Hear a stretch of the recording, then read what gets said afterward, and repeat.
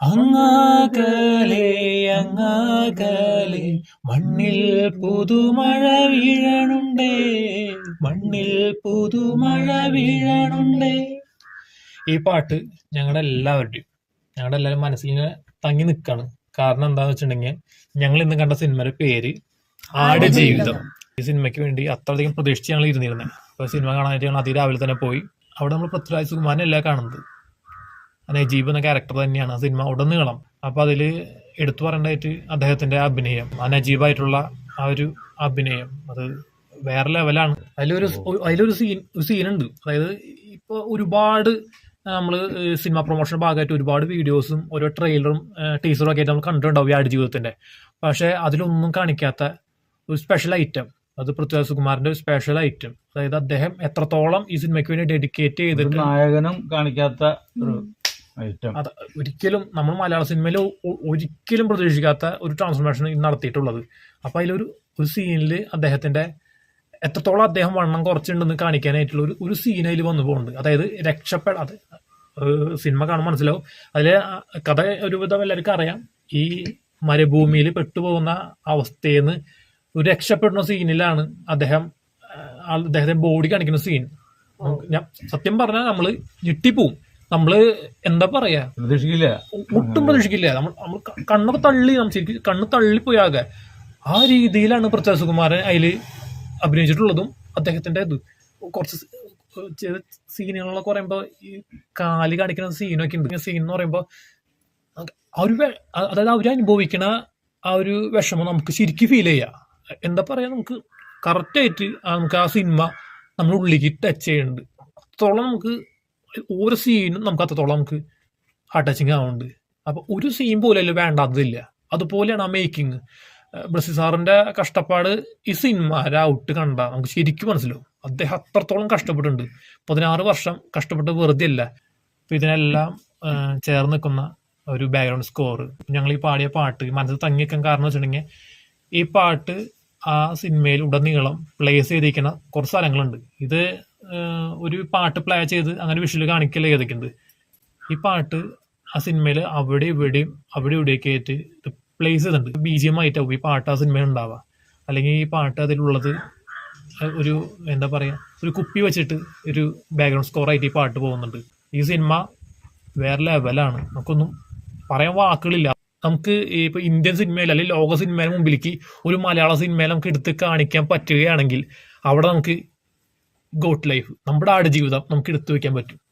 നമുക്ക് ഒരുപാട് പേർക്ക് അറിയാം ബെന്യാമിന്റെ ആടുജീവിതം. അപ്പോൾ ആ കഥയെ ആസ്പദമായിട്ടുള്ള സിനിമയാണ്. നജീബ് എന്ന് പറഞ്ഞിട്ടുള്ള ഒരാളുടെ റിയൽ ലൈഫാണ് ആ കഥ. ആ കഥയെ 16 വർഷമായിട്ട് ബ്ലസ്സി സാറ് അത്രയധികം കഷ്ടപ്പെട്ട് 16 വർഷം ഈ സിനിമയ്ക്ക് പുറകിൽ നടന്ന് ഇപ്പോൾ പൃഥ്വിരാജ് സുകുമാരൻ അദ്ദേഹം ഒരുപാട് അധികം കഷ്ടപ്പെട്ടു. ഈ സിനിമയിലെ ഒട്ടുമിക്ക ക്രൂ നമുക്കറിയാം ആ ഒരു കൊറോണ സമയത്താണ് ഈ സിനിമ ഷൂട്ടിങ് ഉണ്ടായിരുന്നത്. അപ്പോൾ ആ സമയത്തും അവർ ഒരുപാട് അധികം അനുഭവിച്ചിട്ടുണ്ട്. അപ്പോൾ ഈ സിനിമയിൽ നജീബ് എന്ന് പറയുന്ന ക്യാരക്ടർ അനുഭവിച്ചിട്ടുള്ള കാര്യങ്ങൾ, അപ്പൊ അതിലൊരു 10-1% ആ ക്രൂ അവിടെ അനുഭവിച്ചിട്ടുണ്ട്. നജീബാവാൻ വേണ്ടി പൃഥ്വിരാജ് ചെയ്തിട്ടുള്ള ത്യാഗം, അദ്ദേഹം വെയിറ്റ് കുറച്ചത്, എത്ര വെയിറ്റ് കുറച്ച് അതിന്റെ ബോഡി കാണണം. ഒരു ഓസ്കാർ കിട്ടിയതുകൊണ്ട് ഒന്നും പറയാനില്ല. കാരണം അതുപോലെയാണ് ഈ സിനിമ പറഞ്ഞു പോകുന്നത്. ഈ തവണത്തെ നാഷണൽ അവാർഡ് നജീബ് എന്ന ക്യാരക്ടർ അഭിനയിച്ചിട്ടുള്ള നമ്മുടെ പൃഥ്വിരാജ് സുകുമാരൻ തന്നെയാണ്. അത്ര ഡെഡിക്കേറ്റ് ആയിട്ട് അദ്ദേഹം സിനിമയിൽ അഭിനയിച്ചിട്ടുണ്ട്. ഓരോ ഇമോഷൻ കാണിക്കുന്ന സീൻ വേറെ ലെവലാണ്. ബാക്ക്ഗ്രൗണ്ട് സ്കോറിനെ കുറിച്ച് പറയുമ്പോൾ നമുക്ക് എന്താ പറയാ, ഈ സിനിമയ്ക്ക് റഹ്മാൻ എന്തിനാന്ന് ചോദിച്ചിട്ടുണ്ടെങ്കിൽ ഈ സിനിമ എടുത്ത് കാണിച്ചു കൊടുക്കുക. ഈ സിനിമയിൽ നജീബിന്റെ സുഹൃത്തായിട്ട് ഒരു വ്യക്തി അഭിനയിച്ചിട്ടുണ്ട്. ആ സിനിമയിൽ ഹക്കീം എന്ന ക്യാരക്ടറാണ് പേര്. ശരിക്ക് അഭിനയിച്ചിട്ടുള്ള ഗോകുൽ എന്ന് പറഞ്ഞിട്ടുള്ള ഒരു വ്യക്തിയാണ്. അദ്ദേഹം തുടക്കത്തിൽ നമുക്ക് അത്ര വലിയ ഒരു ഇമ്പോർട്ടൻസ് ആയിട്ട് തോന്നിയില്ല അദ്ദേഹത്തിന്. ക്ലൈമാക്സ് രംഗത്ത് എത്തുമ്പോൾ അദ്ദേഹത്തിന്റെ ഒരു പെർഫോമൻസ്, അതായത് ഒരു നമ്മൾ മനുഷ്യനാണ്. അപ്പൊ ആ മനുഷ്യന് എന്തൊക്കെയാണ് ആവശ്യമുള്ളത് ആ ആവശ്യങ്ങളെല്ലാം ആ പടത്തിൽ കാണിക്കുന്നുണ്ട്. നമുക്ക് എന്തൊക്കെ ആവശ്യമുള്ള അതിന്റെ മൂല്യം, അതിന്റെ ആ ഒരു വില എന്ന് പറയുന്നില്ല. ഈ സിനിമ കണ്ട മനുഷ്യൻ മനസ്സിലാവും. ഈ വെള്ളം നമ്മൾ വെറുതെ എടുത്ത് കളയുണ്ടാവും. പക്ഷെ ആ വെള്ളത്തിന്റെ വാല്യൂ പറയണെങ്കിൽ, വെള്ളത്തിന്റെ വില, വസ്ത്രത്തിന്റെ വില, ആ ഒരു ഭക്ഷണത്തിന്റെ വില എല്ലാം ഈ സിനിമയിൽ ഒരു മനുഷ്യൻ അനുഭവിക്കേണ്ടതിന്റെ മാക്സിമം ഒരു മനുഷ്യൻ അനുഭവിക്കുന്ന അത് സംഭവമാണ്. ഇത് റിയൽ ഇൻസിഡന്റ് അറിയുമ്പോൾ, റിയൽ സ്റ്റോറിയാന്ന് നമുക്ക് മനസ്സിലാവുമ്പോൾ ഈ നജീബ് എന്നുള്ള ആ സാറ് അനുഭവിച്ചിട്ടുള്ള ഒരു കഷ്ടപ്പാട് എന്തായാലും നമുക്ക് എടുത്തു പറയാവുന്നതുള്ളൂ. അദ്ദേഹം ശരിക്കുള്ള നജീബ് അദ്ദേഹം അനുഭവിച്ചതിൽ ഒരു 100% മാത്രമേ ഈ സിനിമയിൽ നമുക്ക് കാണാൻ സാധിക്കുള്ളൂ. ആ 1% തന്നെ കാണുമ്പോൾ നമുക്ക് എന്താ പറയാ, നമ്മളെല്ലാം ഉണ്ടാവും. ക്ലൈമാക്സിലൊക്കെ നമുക്ക് അറിയായിരുന്നു. ഇപ്പൊ നമ്മുടെ ആയാലും നമ്മൾ കണ്ണു നിറയും. അതുപോലത്തെ ഉള്ള സീനുകൾ ഒരുപാടുണ്ട്. ഇത് ശരിക്കും പറഞ്ഞാൽ വിഷ്വൽ ട്രീറ്റ് ആണ്, മ്യൂസിക്കൽ ട്രീറ്റ് ആണ്. അതുമാണ് പാട്ട് പ്ലേസ് ചെയ്യുന്ന രീതി, ബാക്ക്ഗ്രൗണ്ട് സ്കോർ. നമുക്കൊരു മണൽത്തരി ഒരു അനങ്ങണ ഒരു ശബ്ദം പോലും നമുക്ക് നമ്മുടെ ചെവിയിൽ കേൾക്കാൻ പറ്റും. അപ്പോൾ ഞാൻ പറയുകയാണെങ്കിൽ ഈ സിനിമ കാണാൻ പോകുന്നവർ പറയുകയാണെങ്കിൽ ഡോൾബി അറ്റ്മോസ് ഒക്കെ ഉള്ള തിയേറ്ററിൽ, 4K ക്വാളിറ്റിയുള്ള തിയേറ്ററിൽ പോയി കാണാനായിട്ട് പ്രത്യേകം എടുത്ത് പറയാണ്. കാരണം ഒരു മണൽത്തരി അനങ്ങണ ശബ്ദം വരെ നമുക്ക് നമ്മുടെ ചെവിയിൽ കേൾക്കാൻ കഴിയും. സിനിമയ്ക്ക് കടന്നു വരാണെങ്കിൽ ഫസ്റ്റ് സീൻ എന്ന് പറയുന്നത് ഒരു മണൽത്തരി ഉരുളുന്ന സീനാണ് ഫസ്റ്റ് കാണിക്കുന്നത്. അത് VFX ആണോ ഈ ക്യാമറ, അത് പടത്തിന്റെ വേറെ തലത്തിലാണ്. അപ്പൊ ആ ഒരു സീനിലാണ് തുടങ്ങുന്നത്. കാരണം ഈ സിനിമ ഉടനീളം പറയുന്നത് ഒരു മരുഭൂമിയിലുള്ള കഥയാണ്. നജീബ് ആ മരുഭൂമിയിൽ എത്തിപ്പെടുന്ന കഥയാണ്. ആ എത്തിപ്പെട്ടിട്ട് അവിടെ നിന്ന് രക്ഷപ്പെടുന്ന കഥയാണ്. അപ്പൊ ഈ സിനിമയിൽ മുഴുവനായിട്ടുള്ളത് ഒരു മരുഭൂമിയിൽ ചുറ്റിപ്പറ്റുള്ള കഥയാണ് ഈ സിനിമ മൊത്തം പറയുന്നത്. ക്യാരക്ടേഴ്സ് ആയാലും അധികം വരുന്നില്ല. ഇപ്പോൾ അതിൽ മെയിൻ ക്യാരക്ടർ എന്ന് പറഞ്ഞാൽ നജീബ്, പൃഥ്വിരാജ് സുകുമാരൻ നജീബ്, അതുപോലെ തന്നെ അദ്ദേഹത്തിന്റെ സുഹൃത്തായിട്ടുള്ള ഹക്കീം, സഹായിക്കാൻ വരുന്ന ഇബ്രാഹിം. അപ്പൊ നാട് കാണിക്കുന്ന സീനുണ്ട്. അപ്പൊ അതില് നജീബിന്റെ ഉമ്മ, വൈഫ് ഇതിലേക്ക് പെടുത്തുന്ന ആ രണ്ട് അറബികളെ കഥാപാത്രം. അത് ഈ നജീബിന്റെ ജീവിതം പറഞ്ഞാൽ ആടിന്റെ കൂടെയാണ്, ഒട്ടകം ആടിന്റെ കൂടെയാണ്, കടുപ്പ് ഉറക്കം എല്ലാം. നജീബ് ഒറ്റപ്പെട്ടു പോവാണ് ആ സ്ഥലത്ത്. ആ ഒരു മരുഭൂമിയിൽ നജീബ് ഒറ്റപ്പെട്ട് പോവാണ്. ആടുകളെ മേച്ചും ഒട്ടകത്തെ മേച്ചും നജീബ് ഒറ്റപ്പെട്ടു പോവാണ്. അവിടെ പിന്നെ നജീബിന് സംസാരിക്കാൻ പറ്റാത്ത അവസ്ഥ. കാരണം വർഷങ്ങളായിട്ട് സംസാരിക്കാനായിട്ട് ആരുമില്ല. ആടുകളും അതുപോലെ തന്നെ ഒട്ടകം മാത്രമുള്ളൂ. അപ്പോൾ നജീബ് ഇമോഷണലി കണക്ട് ആവുന്നത് ആ ഒട്ടകവും അതുപോലത്തെ ആടുകളും ഒക്കെ ആയിട്ടാണ് ഇമോഷണലി കണക്ട് ആവുന്നത്. ഒരു ആട്, എന്താ പറയുക, ഈ സിനിമയിലെ ആടും ഒട്ടകം വരെ അതിൽ നന്നായി അഭിനയിച്ചിട്ടുണ്ട്. ഒരു ആടിന്റെ സീൻ വരുന്നുണ്ട്. ആ സീനിൽ നമുക്ക് ശരിക്കും നമ്മളും ആട്ടുംകുട്ടിയോടും നമുക്കൊരു സ്നേഹം തോന്നാം. അതുപോലത്തെ ഒരു, അതായത് നജീബ് സഹായിക്കുന്നു, ഒരു ആട് വന്നു നജീബ് സഹായിക്കുന്നു. അങ്ങനെ ഒരു സീൻ. രക്ഷപ്പെടാൻ നോക്കുന്ന സമയത്ത് നജീബ് ഇവരെ തിരിഞ്ഞു നോക്കുന്നുണ്ട്. അതായത് ഇവരെ വിട്ടിട്ട് പോവാണ്.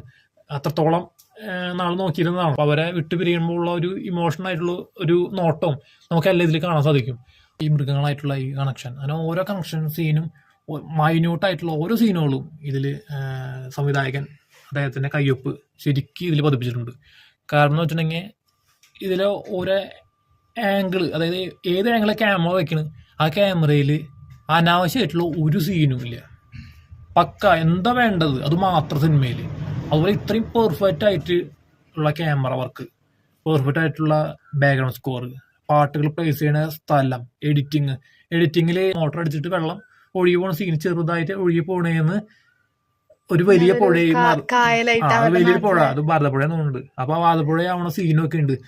ഒരു ഒട്ടകത്തിന്റെ ഒരു സീൻ കാണിക്കുന്നത്, ഒട്ടകത്തിന്റെ കണ്ണ് തുറക്കുമ്പോൾ പൃഥ്വിരാജിന്റെ ഫേസ് കാണിക്കുന്നത്. ഇപ്പൊ അത് പറഞ്ഞു ഒരു ഒട്ടകത്തിന്റെ സീൻ എന്ന് പറയുന്ന, ഇപ്പൊ ചാരു പറഞ്ഞ സീൻ എന്ന് പറയുന്നത്, അതായത് ആ കണ്ണടയ്ക്കുന്ന സമയത്ത് പൃഥ്വിരാജിന്റെ മുഖം ആ കണ്ണില് അതായത് പൃഥ്വിരാജ് രക്ഷപ്പെടുന്ന സമയത്താണെന്നുണ്ടല്ലേ റിഫ്ലക്ഷൻ ആയിട്ട് കാണിക്കുന്നത്. അത് അവർ ഷൂട്ട് ചെയ്ത് 8-9 ദിവസം എടുത്തിട്ടാണ് ആ ഒരു സീനിന് വേണ്ടി അതാണ് ഒരു സീന് വേണ്ടി അവർ അത്രത്തോളം കഷ്ടപ്പെടുന്നു.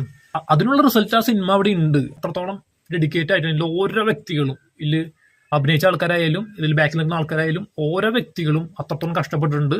ഒരു പാമ്പ് എന്റെ സീനുണ്ട്. ഒക്കെ VFX ആയാലും ഒക്കെ പക്ക പെർഫെക്റ്റ് ആയിട്ട് ചെയ്തിട്ടുണ്ട്. നമുക്ക് ഒന്നും പറയാനില്ല. ഇപ്പൊ ഒരു കഴുകന്റെ കൊത്തി വലിക്കുന്ന സീൻ, കഴുകൻ കൊത്തി വലിക്കുന്ന സീനുണ്ട്, ഒരു ശവത്തെ കൊത്തി വലിക്കുന്ന സീൻ, ഒരു ഒട്ടകൻ ചത്ത് കിടക്കുന്ന സീൻ, അങ്ങനെ കുറെ സീനുകൾ ഒക്കെ എന്താ പറയാ, ഒക്കെ ഒറിജിനാലിറ്റി, ഒക്കെ പക്ക പെർഫെക്റ്റ് ആയിട്ട് തോന്നും. അതായത് ഈ നമുക്ക് വിചാരിക്കുന്ന പോലത്തെ ഒന്നല്ല ഈ മരുഭൂമി എന്ന് പറയുന്നത്. നമ്മൾ ചിന്തിക്കുന്ന പോലെ ഈ കടൽ പോലെ തന്നെ ഈ മരുഭൂമി എന്ന് പറയുന്നത്. അതിന്റെ അറ്റം കാണാനായിട്ട് സാധിക്കാതെ വെറുതെ ഒരു സൂര്യന്റെ പ്രകാശം നോക്കിയിട്ടാണ് അവര് ആ ഒരു രക്ഷപ്പെടാനായിട്ട് നോക്കുന്നത്. അതിലെ സുഹൃത്ത് എന്ന് പറയുന്ന വ്യക്തി, ഗോകുൽ എന്ന് പറയുന്ന വ്യക്തി, തുടക്കത്തിൽ നമുക്കത് അധികം നമുക്ക് അത്ര ഇമ്പോർട്ടൻസ് തോന്നിയില്ല ആ ക്യാരക്ടർ. പക്ഷെ ക്ലൈമാക്സ് എത്തിയപ്പോൾ അദ്ദേഹത്തിന്റെ പെർഫോമൻസ് ഉണ്ട്, വേറെ ലെവലാണ്. ഈ പൃഥ്വിരാജ് കഴിഞ്ഞാൽ പിന്നെ പെർഫോമൻസ് കൊണ്ട് ഞെട്ടിച്ചത് അദ്ദേഹം തന്നെയാണ്. ഈ സിനിമ എന്ന് പറയുന്നത് ഞങ്ങളുടെ ഫാമിലിക്ക് ഒരുപാട് ഇഷ്ടമായി. ഈ സിനിമ എന്തായാലും എല്ലാവർക്കും ഇഷ്ടാവും. ഞാൻ എടുത്തു പറയുന്നു, ഇത് ബെന്യാമിന്റെ ആടുജീവിതം എല്ലാവർക്കും അറിയുന്നതാണ്. ഇതൊരു ക്ലാസ് മൂവിയാണ്, ഒരിക്കലും മാസല്ല ഇടിപ്പടം ഒന്നുമല്ല. വളരെ സ്ലോ സ്പേസിലാണ് ഈ സിനിമ പറഞ്ഞു പോകുന്നത്. പക്ഷെ നമുക്ക് ഓരോ സീനും അതിന് ഇമ്പോർട്ടൻസ് മനസ്സിലാകാൻ സാധിക്കും. അതുപോലുള്ള സിനിമയാണ് ഈ സിനിമ. എല്ലാവരും തിയേറ്ററിൽ പോയി കാണണം എന്നാണ് ഞങ്ങളുടെ ആഗ്രഹം. അപ്പോൾ ഈ സിനിമയെ ഞങ്ങൾ സപ്പോർട്ട് ചെയ്യുന്നു. എല്ലാവരും ഈ തിയേറ്ററിൽ പോയി തന്നെ ഈ സിനിമ കാണണം, ഈ സിനിമയെ സപ്പോർട്ട് ചെയ്യണം, കൂടുതൽ ഞങ്ങളെ സപ്പോർട്ട് ചെയ്യണം. നിങ്ങളുടെ വിലയേറിയ അഭിപ്രായങ്ങൾ, അതായത് ഈ സിനിമ കണ്ടവരായാലും കാണാൻ പോകുന്നവരായാലും എല്ലാവരും വിലയേറിയ അഭിപ്രായങ്ങൾ കമന്റ് ബോക്സിൽ രേഖപ്പെടുത്തുക. ഞങ്ങൾ സപ്പോർട്ട് ചെയ്യുക, വീഡിയോ ലൈക്ക് ചെയ്യുക, ഇഷ്ടപ്പെട്ടാൽ ഷെയർ ചെയ്യുക, സബ്സ്ക്രൈബ് ചെയ്യുക. അപ്പോൾ ഞങ്ങളെല്ലാം ചെയ്യുന്ന കുറച്ച് തമാശ വീഡിയോസൊക്കെയുള്ള ഒരു ചാനലാണിത്. ഞാൻ ഷോർട്സ് നോക്കിയാൽ ഞങ്ങൾക്ക് മനസ്സിലാക്കും. അപ്പോൾ ഞങ്ങളുടെ ആ വീഡിയോസ് കണ്ട് ഇഷ്ടപ്പെടുകയാണെങ്കിൽ ഞങ്ങൾ തീർച്ചയായും ഞങ്ങൾ സപ്പോർട്ട് ചെയ്യണം. പിന്നെയും പുതിയ വീഡിയോയുമായി കാണുന്നവരെ ബായ്.